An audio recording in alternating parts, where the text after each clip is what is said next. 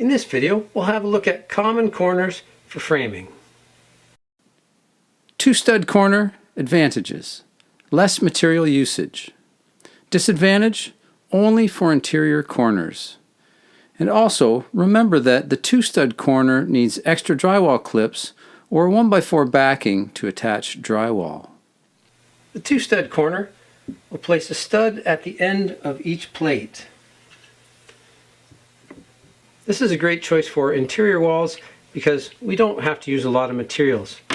Now, a shortcoming is that we don't have a backing on these interior corner for the drywall. We have drywall here but no backing here. So you could compensate by just using drywall clips or a 1x4 going up there if you want to conserve materials, or scraps of 2x4s placed at the appropriate spacing for your drywall to attach to.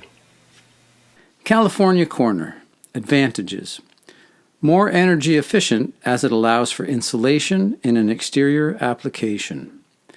Provides surfaces for drywall attachment in an interior corner. Disadvantages: possibly less sturdy than the traditional three-stud corner. In seismic zones, check the building code. Now if we add a third stud here, that's a California corner. This is a great choice for several reasons. First of all, we now have a backing for our drywall, both surfaces, and if this is an external wall, you can see that now we also have space here where we can fit some insulation, and so then we're not going to get a lot of thermal bridging with the 2x4s. So that's a great choice for an exterior wall. Three-stud corner advantages: very solid and offers attachment points for drywall. Sturdy for exterior walls. Disadvantages: extra material use and less energy efficient for an exterior wall. And something more traditional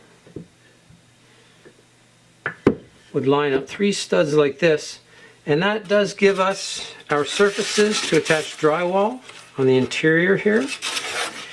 But one downside is that for the exterior, now we're going to have more thermal bridging as the cold air travels into the house.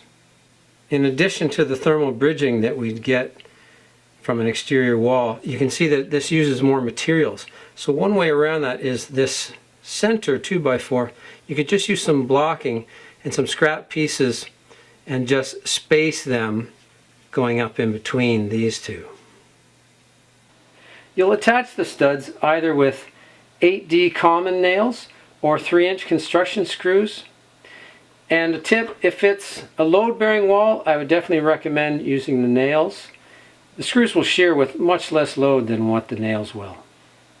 And you'll toenail them with 2 in the front on an angle and then 2 in the back on an angle.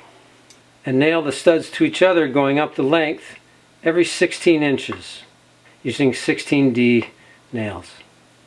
If this video saved you time and money, please give it a like, comment, or share.